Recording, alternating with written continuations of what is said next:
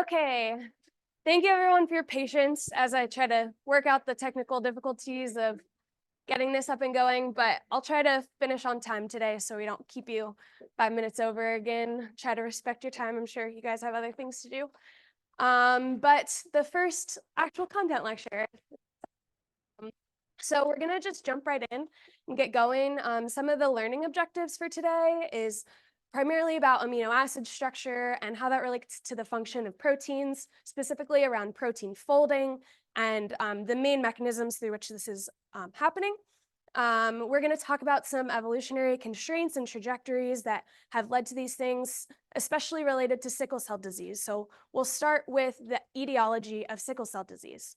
And just as a reminder, this was mentioned in the first lecture, but all of these blue words are words that you all should focus on and know. So if I ever run through a slide and don't explain these blue words clear enough, feel free to raise your hand, stop me, ask questions. So etiology is thought of as the primary cause of a disease. So one underlying thing that happens that goes wrong that leads to this disease occurring downstream.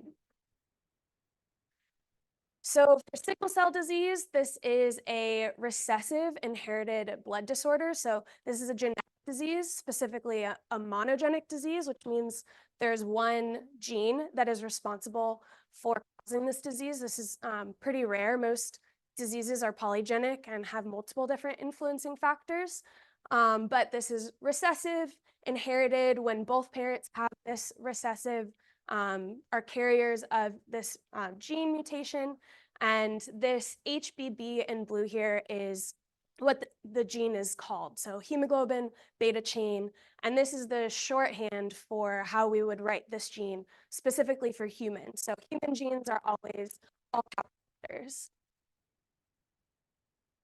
So some of the symptoms of sickle cell disease might be familiar. There is a characteristic sickled erythrocytes, and these are your red blood cells, your oxygen carriers that are circulating throughout your bloodstream. And this sickling leads to a lack of being able to carry oxygen well, which causes anemia or low iron levels, low oxygen carrying in your blood. It can lead to acute chest syndrome, frequent infections, and dactylitis. So any word that you see with itis just means inflammation. Dactyl is your digit. So this is an inflammation of your swelling in your fingers and toes caused by inflammation. So prevalence and incidence, this is an important thing to consider when we talk about any disease in this class or beyond this class.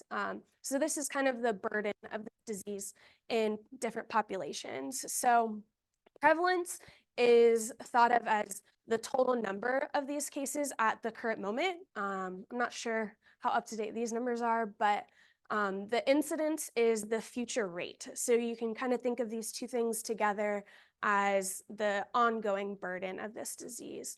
So for sickle cell, the prevalence is about 90 to 100,000 cases in the US. Again, if somebody wants to find updated numbers and double check this, feel free. And the incidence is particularly 1 in 500 for African American births. So this disease definitely influences different populations differently. And this is just an important thing to consider as we talk about all these diseases. What are the differential influences of this disease on populations? And we'll talk a little bit more about why this is at the end of the lecture. Okay, so we're gonna just jump right in. We're gonna review a couple of the pre-lecture slides. So before we get going, does anyone have any questions to start about the pre-lecture?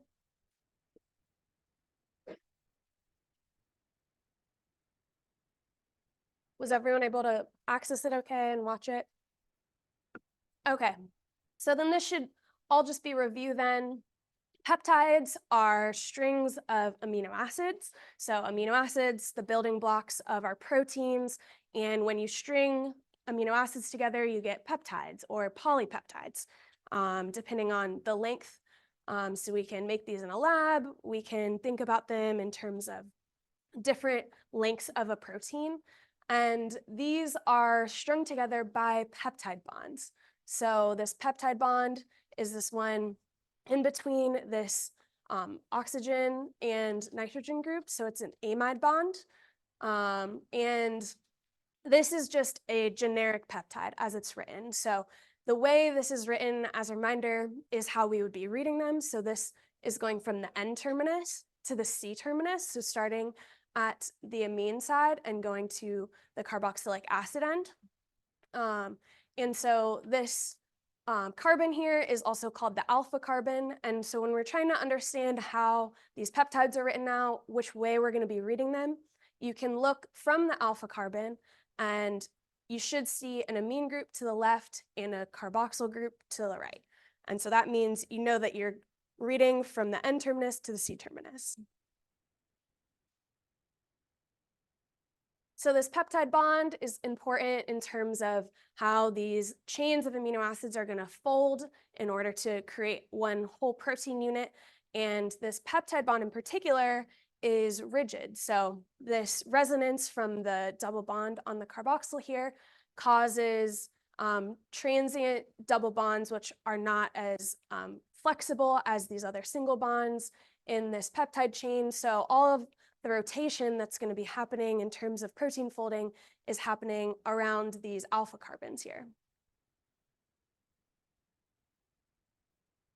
Okay. So these peptide sequences are conserved through evolution. So this is a really interesting aspect in terms of how proteins are related in different animals. And these protein sequences can also be thought of as the primary structure. So we're going to be talking about a couple different levels of hierarchies of protein structure. And primary is the most basic. So just these strings of amino acid. And so you can write these just listing either the 3-letter or the 1-letter shorthand for these amino acids. And so for hemoglobin beta chain in particular, we can look at this across different species. So this allows us to compare these sequences in different animals. So we have human at the top, monkey, tons of different animals down to crocodile. I don't have my notes, but I don't have all these species memorized. So you can see the alignment of these protein sequences across the species. And the coloring is based off of their general category. So these categories were gone over in the pre-lecture, and we'll review those in this lecture again today. But in terms of these categorical groupings of amino acids, they're going to be functioning similarly.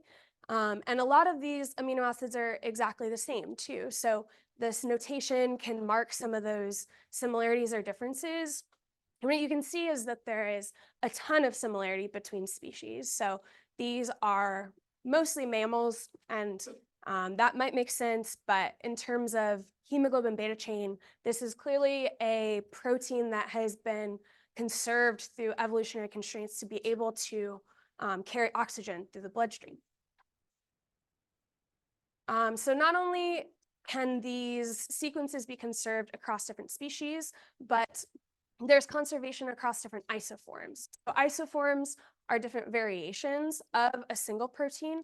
And this is one way that evolutionary biologists think of in terms of introducing diversity into a new species, is having multiple copies of a gene that then branches off into different functions. So this is the hemoglobin beta chain, delta, epsilon, alpha chain. We're going to be talking a lot about the alpha and beta chains of hemoglobin in the lecture today. But even across these different isoforms, there is a large amount of similarity in these proteins. Any questions about this?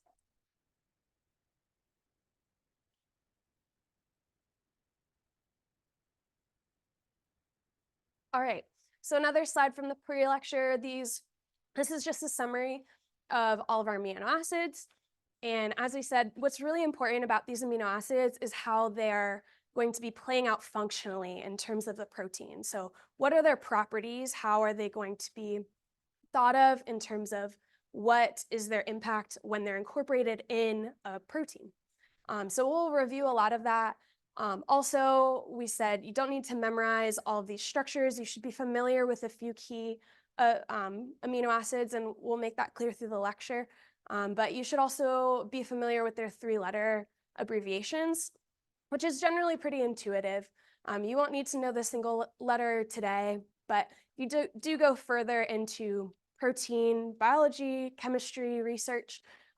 This is a really dominant type of nomenclature, so if that is interesting to you, that would be helpful to learn. Or if you just go on to take a biochemistry class, they'll probably have you memorize all of this anyways. Okay, so again, in terms of these amino acids, they're going to be playing a lot in terms of the function of the protein. So the structure of the protein can determine its function. And so we start with this chain of linear amino acids, and then we end with this stable functional protein. And this is kind of a conundrum. A lot of these proteins are very long, very complex. And there's lots of ways that they can come together to create a protein. But it kind of all bottlenecks into the most energetically favorable state. So this string of amino acids leads into a folded protein. This is just another way of viewing it. And we don't fully understand how this process is occurring. A lot of mathematical simulations are aimed at understanding this better for specific proteins, but we'll talk today about what we do know in terms of what functions of amino acids are playing a role into how this final folded stable protein is formed. So this figure is a little bit of an overview of the different interactions that we'll be talking about. So from this polypeptide backbone, we can have different electrostatic interactions forming these ionic bonds. We can have hydrophobic interactions, disulfide linkages, and hydrogen bonding. So we'll start with our disulfide linkages. So if you remember from the pre-lecture, we have some special side chains they were talked as, and this is the cysteine and methionine because these are sulfur containing. I have a little star by cysteine because this is one that you should definitely know, and we'll talk more in detail about why this is important. But methionine also has a sulfur. It's just not available for forming disulfide bonds. Proline is also important. So as was mentioned, this is kind of that kink-inducing amino acid because the structure is a little bit different, how the sequence folds over on itself. So this peptide bond is stuck here, but this is the only direction that you can build upon this for a continuing amino acid chain. So this forces the folding to go in this direction and creates a kink. And this causes problems with different types of protein structures. So if you're interested, this is kind of what this looks like in terms of an amino acid. So I know when I first saw this, it's hard to imagine how this would be incorporated into a peptide chain since it's a little different than the other ones. So the 2 hydrogens on this nitrogen here are sacrificed, as well as the oxygen on this carboxylic acid is reacted, not this one specifically for this example, but in a different one. So it's a condensation reaction. You get water out of it, so 2 hydrogens and an oxygen, and then you're left with just your nitrogen amide bond here. So just a little background. And again, we're going to focus in on cysteine in the next couple slides. So any questions so far about this, about amide bonds, peptides?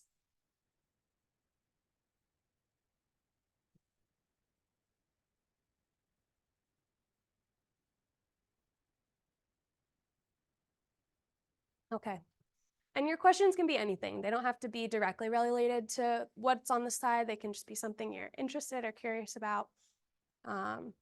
So just want to make that available.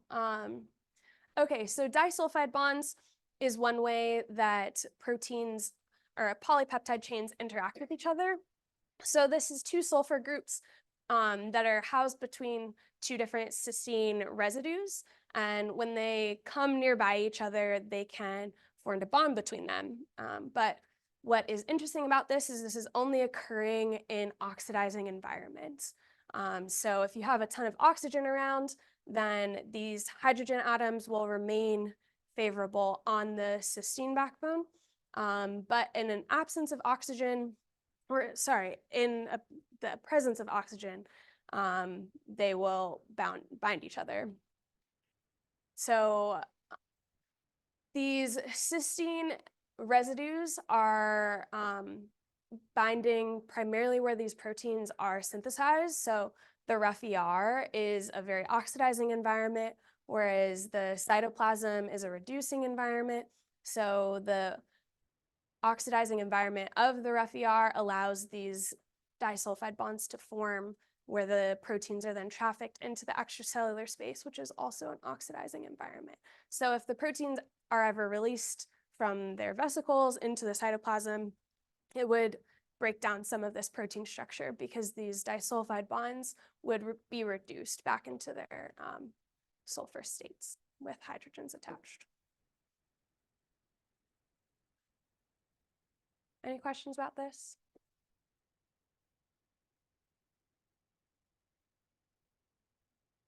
All right, we'll keep going. So an example of these important disulfide linkages, they're not present in hemoglobin beta chain, but they're really important in terms of the structure of insulin. So you can see they're highlighted here in yellow between different cysteines. There's 3 disulfide bonds in the structure of insulin. You can also see them in this ribbon structure.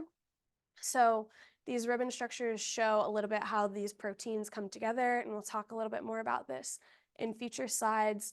But these disulfide bonds are also shown in yellow here, and this is a little bit more of what they would look like in 3-dimensional space. So they don't have to be necessarily close to each other in terms of sequence. These are actually 2 separate polypeptide chains, but when they come together in 3-dimensional space, these disulfide bonds can form.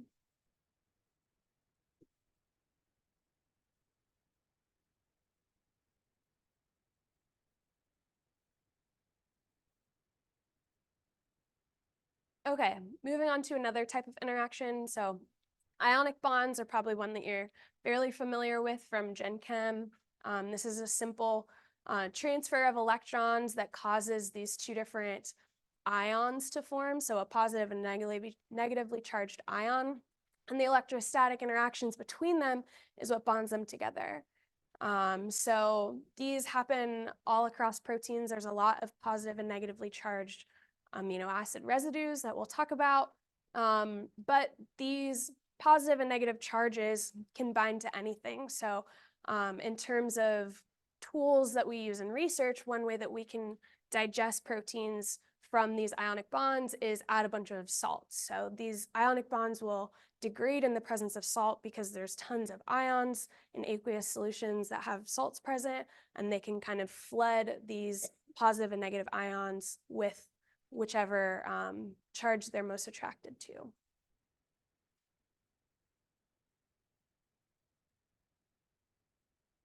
All right, so like I said, proteins are going to be utilizing these positive and negative charged residues to have these electrostatic interactions in terms of how a protein will come together.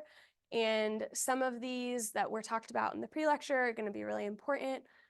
So arginine and lysine, ARG, LYS, are 2 of these.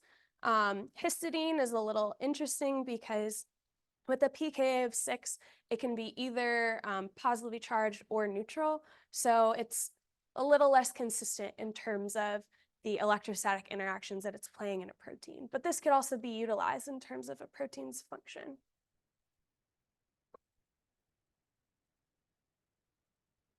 All right, so some of the negatively charged residues are going to be these acidic groups, so aspartate and glutamate, or aspartic acid and glutamic acid. And they'll both have these carboxylic acids on the end of them. And if you remember from the pre-lecture, a lot of carboxylic acids have a really low pKa, so around 2 to 3. So these will generally be negatively charged, allowing for these electrostatic interactions to occur.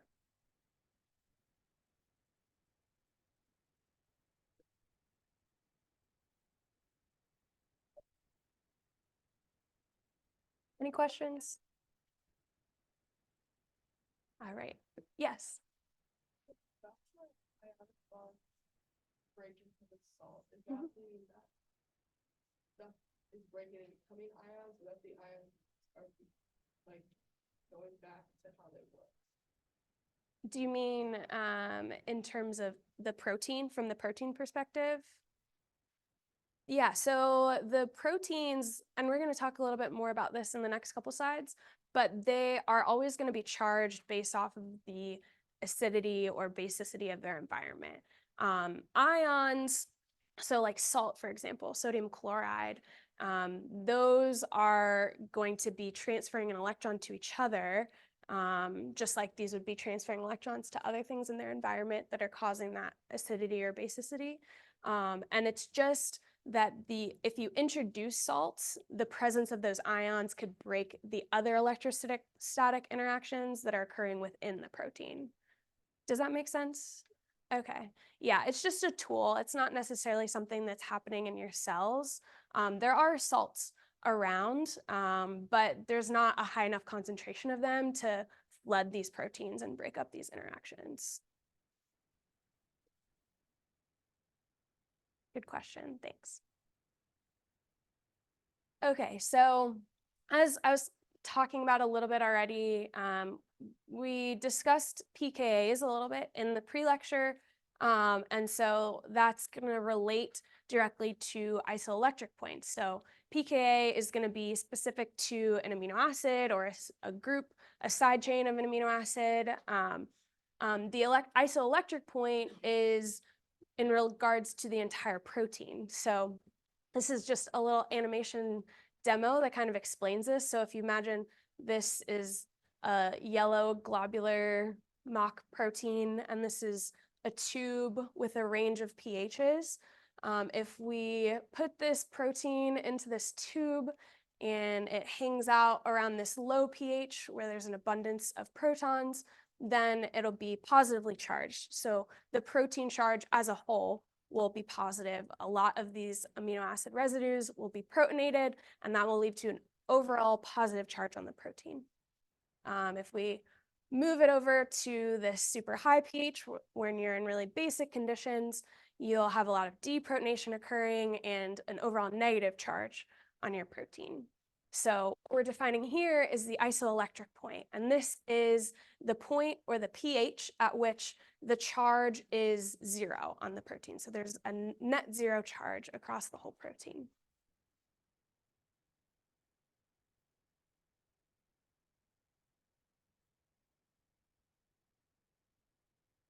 All right, and so this is going to be a function of the protein, but we can also calculate this specifically for polypeptide chains or strings of amino acids. So I put this as an example in the slide. So we have an amino acid chain here that is just alanine, a glutamate, a glycine, a lysine, and then this is the N-terminus and the C-terminus. So you can see this is not the stick function. This is not how you would typically draw out a protein. I just put in the relevant residues on the side chain to make this more clear, because we only want to focus here on the ionizable groups. So the ionizable groups are those that are going to be taking or losing electrons at different pHs. And so that's all of these with the exception of the carbon and the hydrogen on the glycine and alanine. So for all of these ionizable groups, they have their own pKa. And at a super low pH, as we were talking about, all of these will be protonated, and this leads to a highly positive charge on your protein.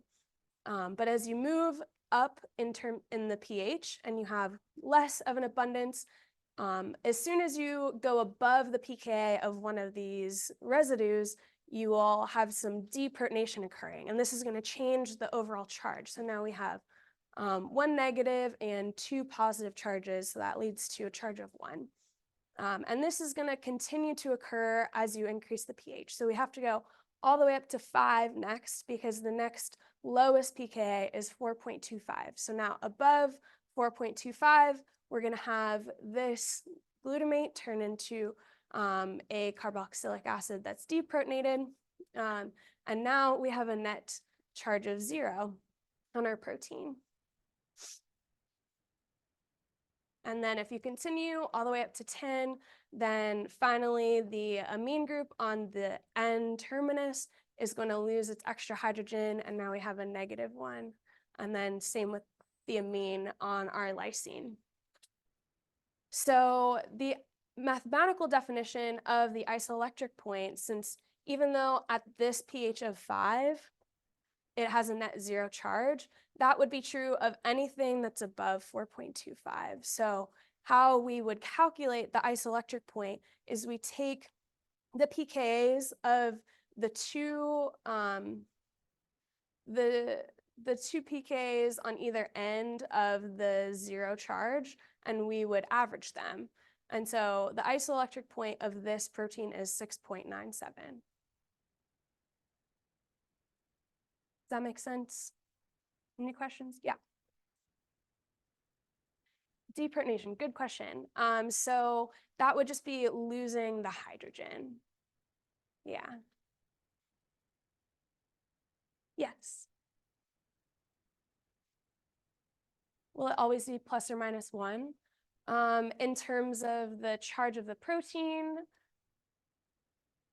so yeah, so you would want to, the charges of the two proteins on either, the two functional groups on either end, the pKa's of those will have an overall charge of a protein of plus or minus 1. So if that was your question. Does that make sense? Yeah, but there's a range of pHs that zero charge could occur at. Does that make sense? Because for here, anything between anything above 3 and below 10 would give you a net zero charge.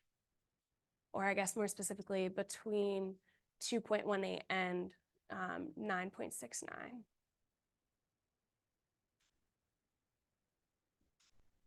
Okay, sorry if this was more confusing. It was meant to be helpful just in terms, the main takeaway from this is basically that you can see at these different pHs, you have a different protonation states or an absence or presence of hydrogens that will lead to these different positive or negative charges. And this allows us to calculate the isoelectric point. But the definition of this isoelectric point is just the pH at which there is a negative charge or a net zero charge. Yeah.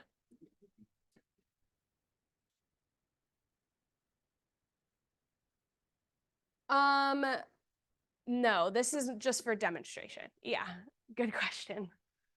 Yeah.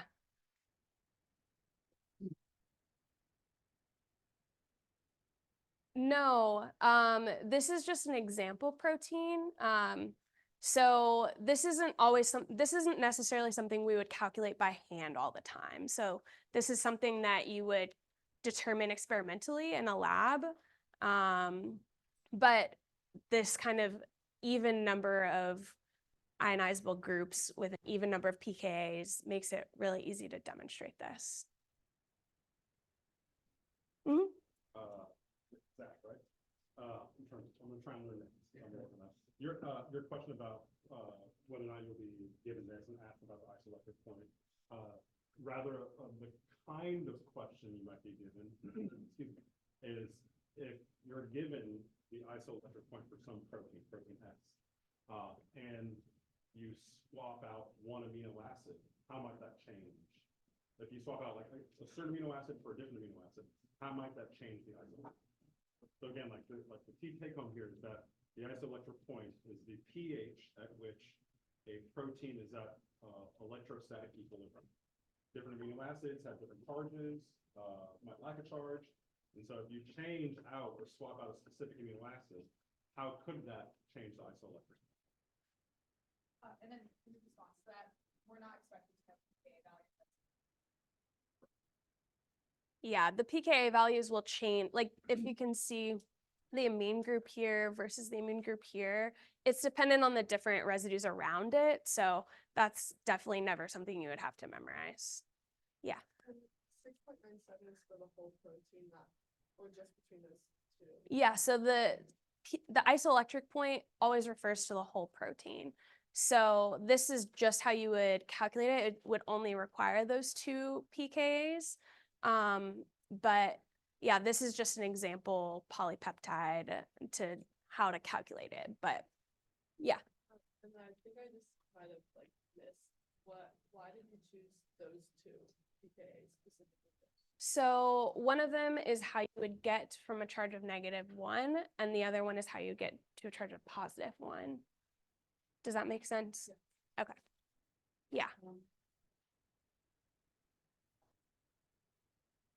The other 2 pKa values in terms of the 2 that we didn't use in the calculation, yeah, they're just further on the spectrum. So you wouldn't need them in terms of the formula for calculating isoelectric point. Yeah. There's like an odd number of pKa values.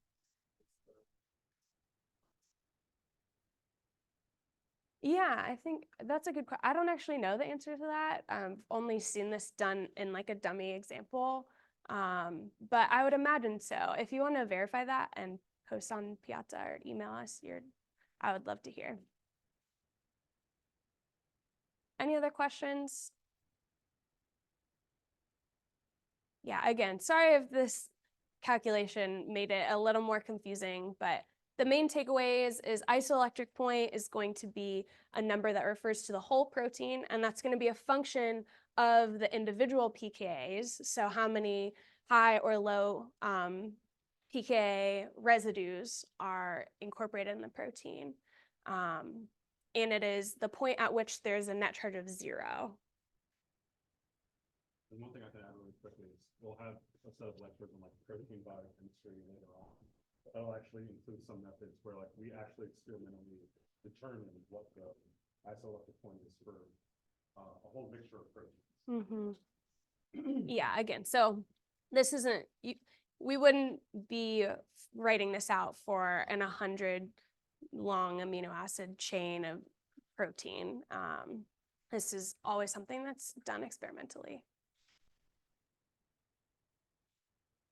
Okay, so back to the overall theme of electrostatics in terms of protein folding. So this is definitely true in terms of hemoglobin.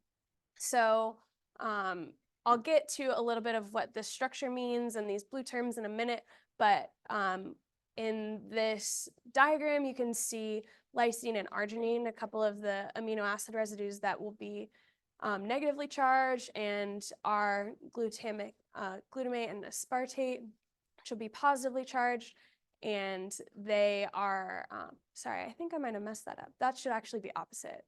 Sorry. But basically, the 2 different colors are going to be associating with each other electrostatically. And hemoglobin is actually a multiple domain protein. So there's multiple subunits that come together to form. And the association of these subunits is primarily driven by these electrostatic interactions.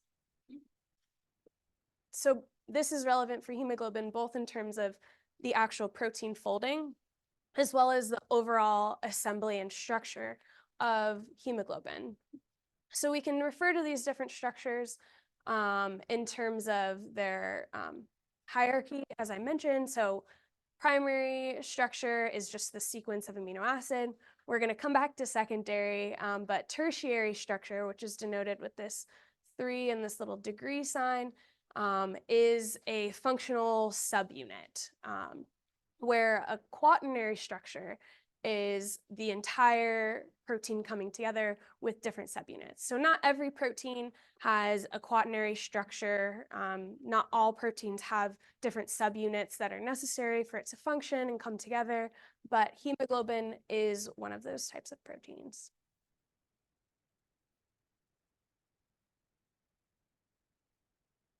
Any questions about this? Yeah. Yeah, so let's go back so that we can look at the structure.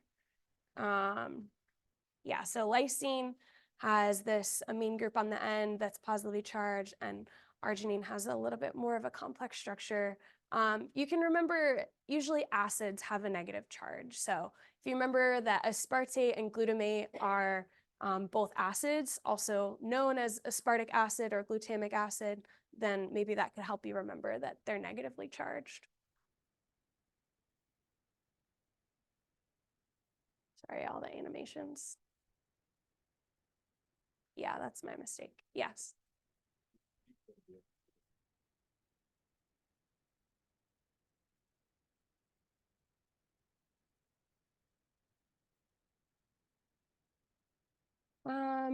I think you should know why it's positive, like what in the structure would make it positive, and be familiar enough to be able to recognize it. I wouldn't say that you have to be familiar enough that you'd have to draw it yourself. So it's one thing to know that like lysine has an amine at the end of a carbon chain, but memorizing how many carbons are in that chain is less important for this class. Does that help?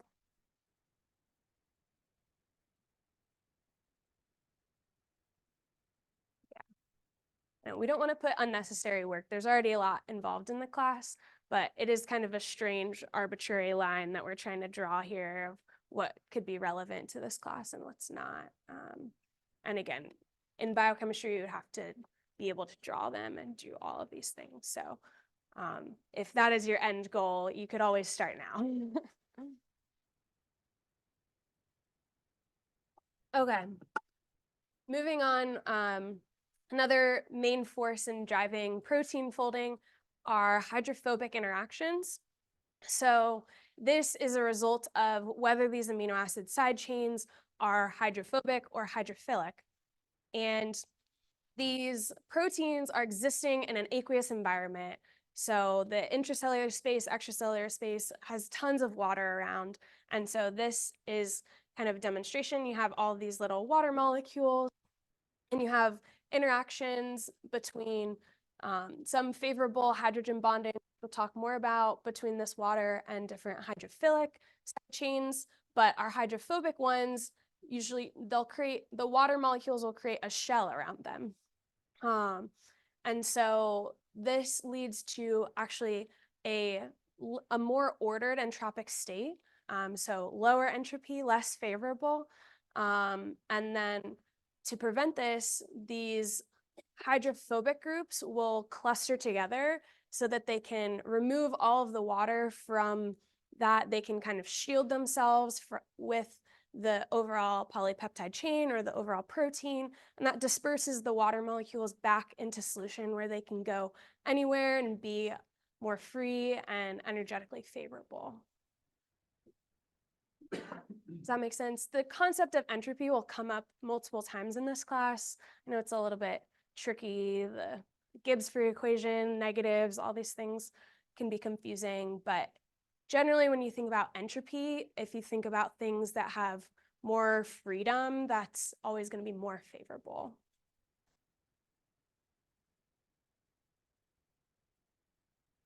Any questions about this?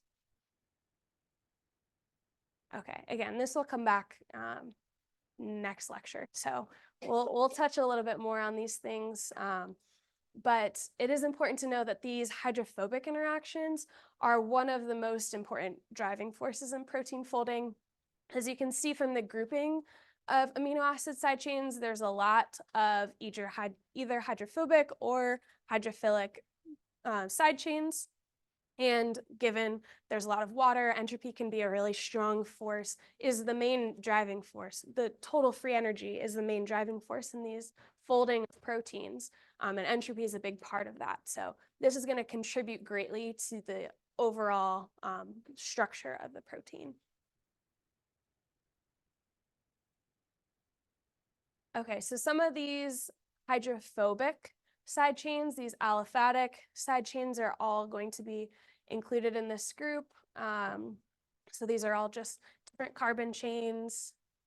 Valine in particular is specifically important for sickle cell disease, and we'll talk a little bit more about this when we talk about the etiology of this. Our aromatic side chains are also going to be hydrophobic.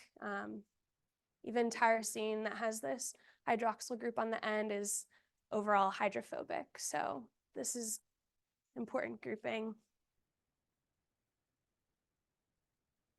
So all of our aromatics are going to have this pi bond resonance that allows them to absorb UV. So that's how you can group them in this.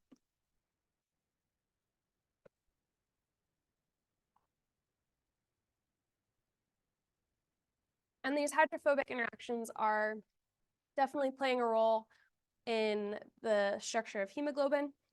So this is, again, the complete structure of hemoglobin with all 4 subunits. And these in green are some of the hydrophilic proteins, and these are some of the hydrophobic ones that we just mentioned. So isoleucine, valine, leucine, phenylalanine, tryptophan, and these are all buried within the interior of the protein, as you can see, whereas the hydrophilic residues generally reside on the outside of this protein. Yeah.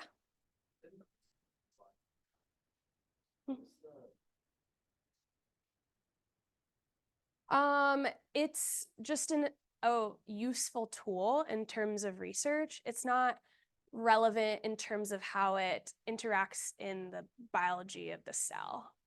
Yeah, good question.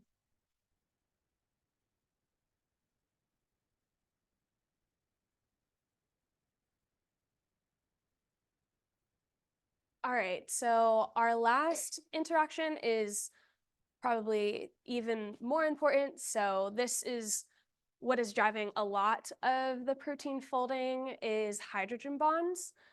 So this is an interaction between molecules with a certain dipole. So a positive and a negative dipole molecule are going to interact with each other. And this involves some sharing of electrons between these molecules, but it's not as much as an ionic bond. So one way this is going to occur all over the backbone of these proteins is this amide has a negative dipole and a positive dipole molecule. So all of these types of interactions will be favorable through hydrogen bonding. And this leads to a lot of different structures within our proteins. Yes.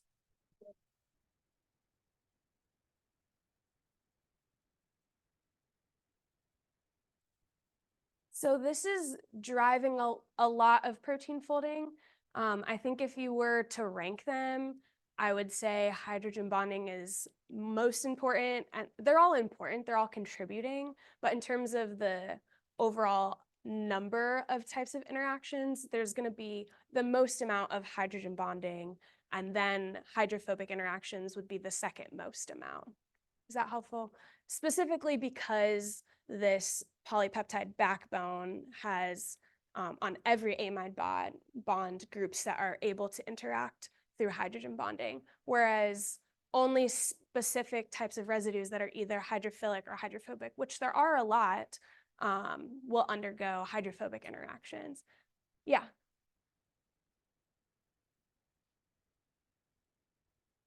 Yeah, so sorry, this is the amide bond. So between this carbonyl and this nitrogen is the amide bond, and this right here would be our hydrogen bond. But this oxygen and nitrogen are present in every amide bond on the backbone, and these molecules have strong enough dipoles to interact with these hydrogen bonding. Thanks for clarifying. I appreciate the questions. It's good to know. Helps me know what is clear and unclear. Otherwise, I can just fly through. So definitely stop me.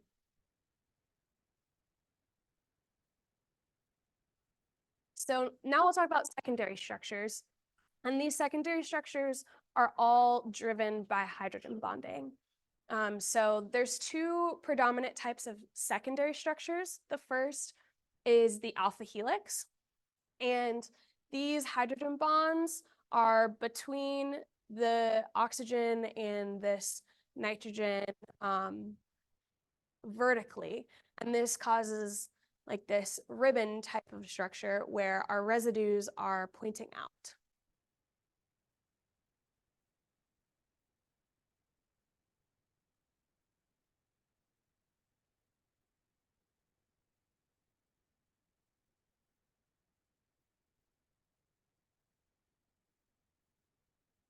So these alpha helices are very important. They occur very commonly in many types of proteins, and hemoglobin is no exception. So this is, again, that ribbon structure, and that demonstrates the secondary structure of this protein.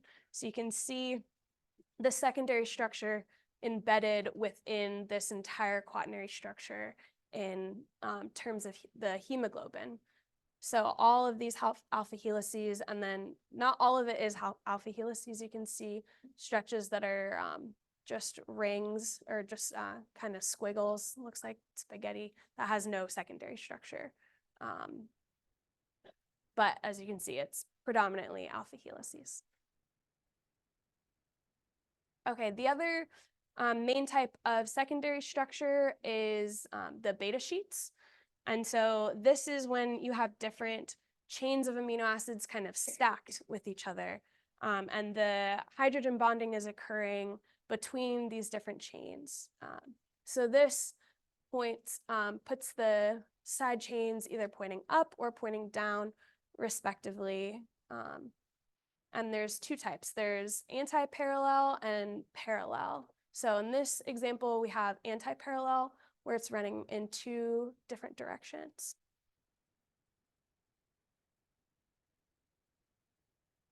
Okay, now a quick little exercise. You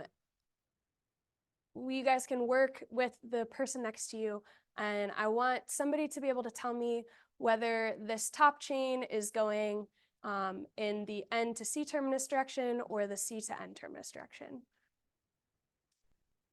So I'll give you like 30 seconds to figure it out.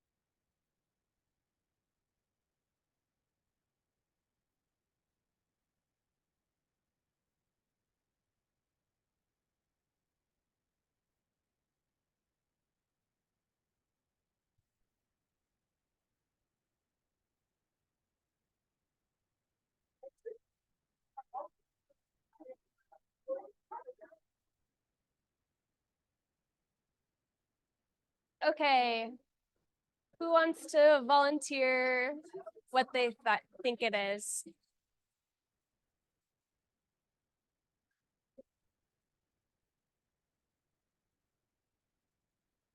All right, who wants to volunteer what they think the top chain is going towards, N to C or C to N? Yeah. This top one? No, this would actually be the other one. So if we're looking at this alpha carbon, if you go to the left here, you see a nitrogen. And if you go to the right here, you see a carbon. So that's how you know this side is the N terminus and it's going to the C. Yeah. Okay, so I think it's most helpful to start at the alpha carbon because you're going to have a lot of carbons and nitrogens. So the alpha carbon again, yes. Yes, the alpha carbon is any carbon that is connected to a residue. So the residues here are denoted as Rs. Maybe I should have said that for clarity. R just represents any kind of generic residue or side chain. So this alpha carbon here is connected to the residue. And if you look to the left of it, you see the nitrogen. And if you look to the right of it, you see the carbon. So this would be N term to C term. One thing I was going to say for me that I've always enjoyed that's kind of taught me is I'll actually look at the amine, I'll look at the nitrogen, and I'll look to the left and to the right of the nitrogen. So if you pick any, and again, like they're kind of like, imagine this is just like you cut out a piece of protein, you pulled it out, and you're trying to figure out the orientation of it. So, again, there's like no one right way. You can either look at the alpha carbonate with the nitrogen. There's no one right way, but the one way I've always enjoyed is, appreciate is looking at the nitrogen, any nitrogen, you look to the left and to the right of it. So if we look to the left of the nitrogen, that's a carbon associated with the carbonyl. If we look to the right, that's an alpha carbon. And again, the alpha carbon is the carbon that's associated with the side chain or the side group. So knowing that to the right is where the alpha carbon is of the nitrogen, that's the direction we want to go. So we're going from the amine to the alpha carbon to the carbonyl. Does that make sense? That's the orientation. You're going from the N terminus to the C terminus. You're trying to find the nitrogen of the amine to the alpha carbon of the side chain to the carbon with the carbonyl group there. Yeah. So one thing that might help with this is just practice drawing maybe how amino acids come together. I think it can be really difficult when you're first looking at like a peptide chain to understand how the amino acids came in, what that bond is looking like, how it's formed. And so if you take any arbitrary amino acid, probably any except proline, because that's the hardest, and then another one, and then say, okay, how would these come together to form an amide bond? Maybe that could start to help in terms of understanding the structure of these peptides and which is the N side and which is the C side. Any other questions about this? Does this make sense? Yeah. So the extra carbonyl to the left of the average group, like in the top, is that or This one right here, oh sorry, to the left. this one. Oh, this, yeah. Yeah, is that part of it? So this is part of that amide bond. Again, yeah, this is just kind of like a chunk of a protein cut out. So if this was the actual start of the protein, this would be an NH3. It wouldn't be connected to this amide bond. Yeah, so that might have been confusing. Thanks for clarifying. Yeah, so this would continue going on. And that's typically the case with these secondary structures. They're occurring within a polypeptide chain. They're not usually at the first amino acid, you have an alpha helix or a beta sheet. It's occurring within the structure of the amino acid chain. Yeah. So the amide bond is this bond between the carbonyl and the nitrogen. So, oh man, I wish there was expo markers in here. I would just draw it. Yeah, I'll also get some, but if we go back Does to anyone supposed to have markers? There's always like 3 or 4 that do. oh sure, yeah, is it expo marker? Yeah, but I don't know how. That's fair. I could try it. Oh, perfect. Thank you. Oh, even better. All right, I'll use both colors.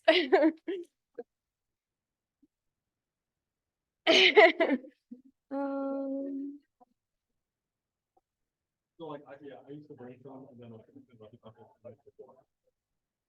all right.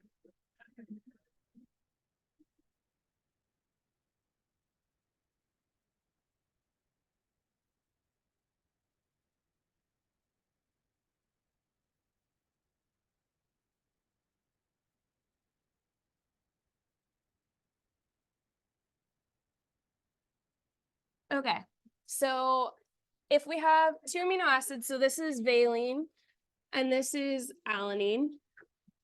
So these are both aliphatic groups, so pretty simple to draw. This amide bond is going to occur between these 2 parts. So this helps because if this is the start of the chain, can everybody see this okay? Okay, so this would be the N term and this would be the C term, and this would accompany the amide bond. So like I mentioned before, this is a condensation reaction. So this oxygen and 2 of these hydrogens are going to come out. They're going to form water. And then what we'd have left is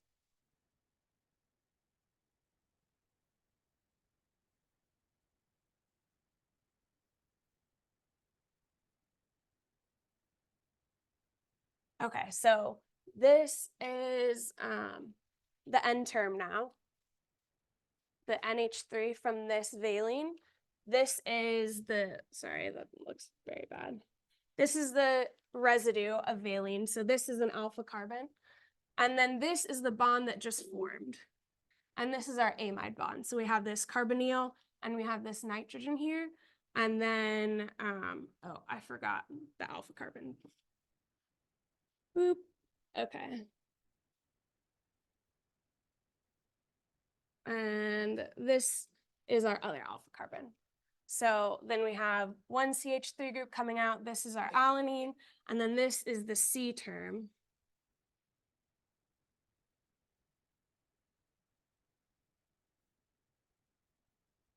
And our amide bond. Does this make sense? So again, yeah.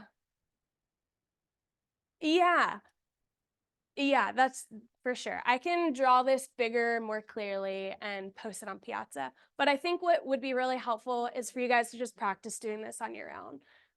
And so you can see from the alpha, on either alpha carbon, you'll have a nitrogen to the left and you'll have a carbonyl to the right. If you go from any nitrogen, there's only one in this case, you'll have the carbonyl on the left and the alpha carbon on the right. So just getting familiar with these structures will help with figuring out what's the N term, what's the C term, what's the amide bond, and how do the residues look? Yeah.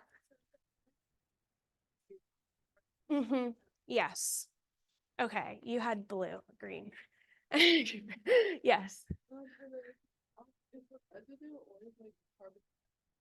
Or is that just one example? No, yeah, this is just one example. So all the aliphatic ones are just carbons and hydrogens, but we could sub this out for, so say this was like, I don't know how many.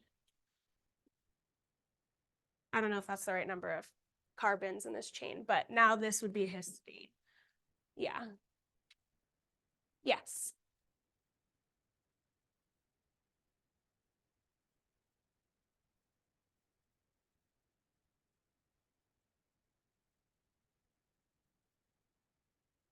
Uh-huh.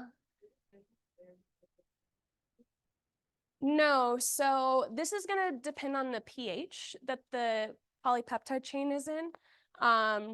So you'll never see an amino, like a polypeptide chain with both of these as non-charged. So this is how it exists at a pH of 7. So this is traditionally how we would write it. So yeah, that talked a little bit about in the pre-lecture that it's a Zwitter ion because it has these two charges that leads to a net charge of 0. But this is based on the pKa's of both of these. So the pKa of this N term side is going to be around 2, and the pKa of this carbonyl, sorry, this is going to be around 9 to 10. The carbon term or the C term is going to be around 2 to 3. So anywhere between those, you'll have a positive and a negative charge, where this is NH3 and this has no hydrogen. Does that help? Thanks for that question.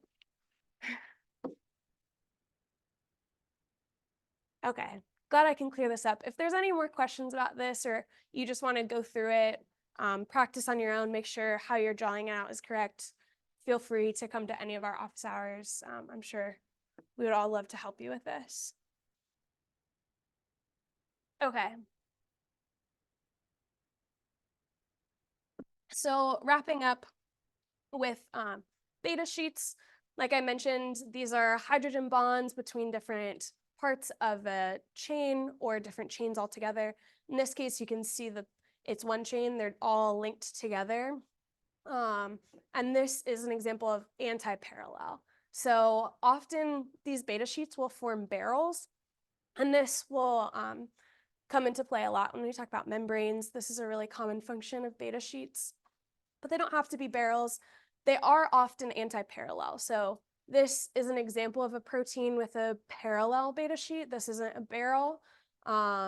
This alpha helix is kind of obstructing it a little bit in front, but parallel beta sheets are fairly rare in biology, but they do still exist. You don't have to know either of these proteins or their functions. This is just an example.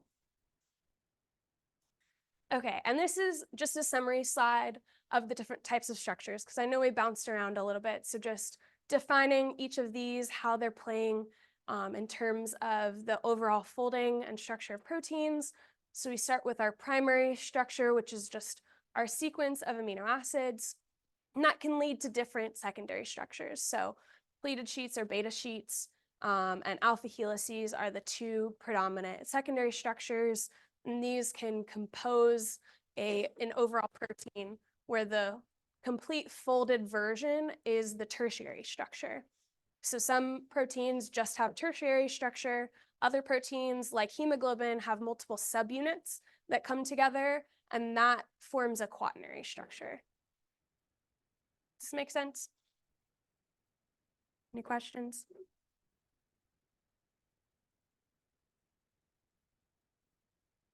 Okay, now back to sickle cell. So we'll spend the rest of the lecture talking about what is the cause of sickle cell, what is the etiology, and how does this form into this disease.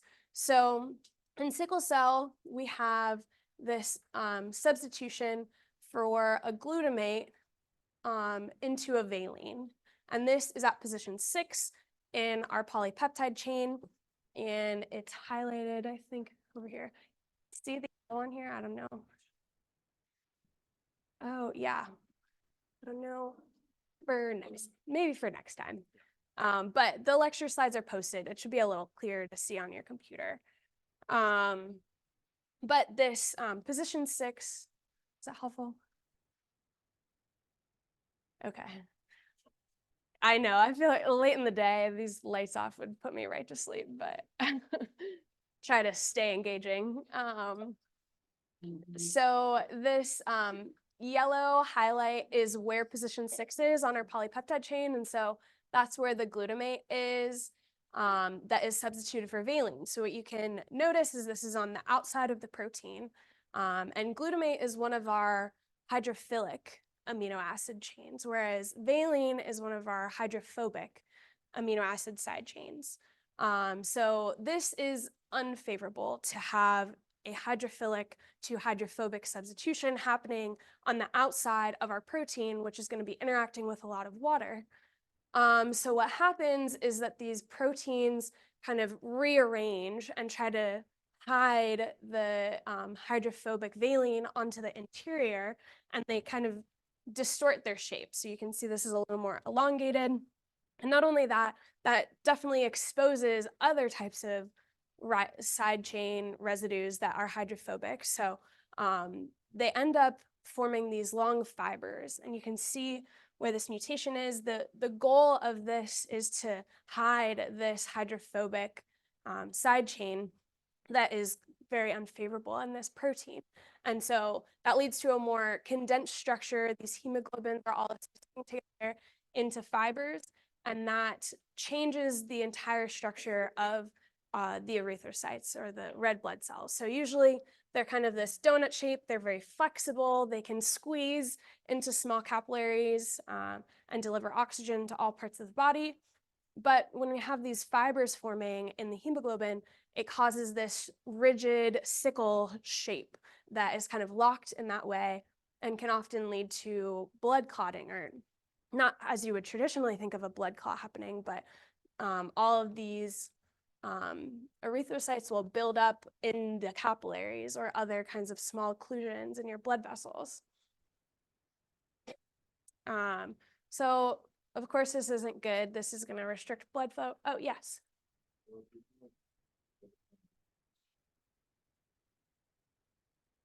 That's a good question. I would imagine so. I think a lot of forms of, and well, not necessarily. Yeah, I'm not sure about that. Do you have any thoughts, Dave?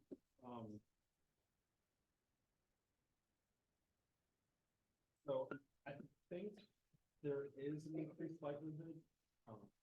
It seems like, the capillaries, really fine blood vessels, are typically the width of a single red blood cell. And so like that's why you have dactylitis, like the digits get inflammation. I think there's probably an increased likelihood. I don't know, but I'm gonna look it up and I'll put some. Yeah. It's a good question. Yeah, I think it would probably depend on the width of the blood vessels in the brain, whether or not this would end up becoming a problem or not. But it could potentially, even if there wasn't small blood vessels. Good question. Yeah. Oh, yes, thanks for bringing that up. So this is the notation for a substitution. So E is the single letter code for glutamate, and V is the single letter code for valine. So this means that you're going from a glutamate to a valine at the 6th position. Thank you for highlighting that. I should have mentioned that before.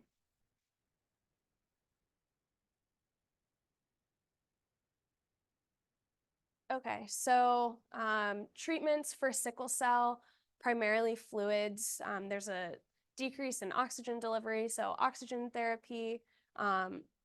People have seen that hydroxyurea can uprate the fetal form of hemoglobin, so this is no longer transcribed into adulthood, but can replace the beta chain. So this is a gamma chain of hemoglobin, and this can also associate with the alpha chain. Replace that beta chain in the hemoglobin tetramer that is functional where the beta chain is not. Blood transfusions are another therapy, but the supply of blood is always an issue. Bone marrow transplantation similarly, but it's difficult to find matches for bone marrow. So bone marrow transplantation would be exogenous delivery of cells that don't have this mutation. But it's interesting opportunity for this class as you learn more about these kinds of diseases and others in your project. You can think about how you might consider treating sickle cell disease. So other recent findings, which has been really exciting, you guys might have heard of CRISPR-Cas9, the gene editing tool, and we'll discuss this more later in the class. But this BC11A was identified in a genome-wide study, so GWAS stands for Genome-Wide Association Study, as being implicated in the regulation of fetal hemoglobin. So instead of just delivering fetal hemoglobin, they saw that if you knock down this gene, your body will naturally start producing more fetal hemoglobin. And so this has led to a clinical trial using CRISPR-Cas9 for the editing of this gene for natural regulation of this different, more functional type of your hemoglobin. So I said we'd come back to why this has been more prevalent within African populations. And this is part of the genetic pressure that has persisted for the carrying of this gene. And this is because this mutated form, so AA would be 2 normal alleles of hemoglobin, SS would be 2 mutated forms, which leads to the disease. AS would mean that you're a carrier, but it's recessive. So you don't have sickle cell anemia, you're just a carrier of one of these alleles. And this phenotype does not lead to the disease, but it does confer tolerance to malaria. So this was found in this study back in 2011, which can explain some of the reason why, particularly in these regions of the world that are more influenced by malaria, there would be more of a prevalence of carriers for this disease. Okay, so I'll end here. We'd like to end all of the lectures with different researchers, especially here at UVA, but even outside. Oh yes, do you have a question? Sorry, about sickle cell anemia. For the quiz, you should know what causes the disease, so the glutamate to valine substitution, and why that's bad. You don't need to know all the treatments or all the symptoms. It's helpful to be able to think through them, though. Yeah, so these are just a couple of the researchers here at UVA doing research in these kinds of areas, and if you're excited about this, would be great to reach out. All right, you're all dismissed. Just before you guys, just a reminder, for the pre-lecture and this lecture on the materials covered on Thursday. Just a reminder, office hours are dedicated to where we've made ourselves available to help you go over this material, help you understand it. I just updated the homepage on Canvas for the course site. That's posted office hours for female and teaching team. So come visit us, we'll be happy to help. Thank you. And I also recommend re-listening to the lecture. It's always very, Yes. Thursdays, please? No. I thought it was been unfair to ask you how we needed that research on how to do treatment to just expand lifespan. you guys. Yeah. I did a project on it, and one of my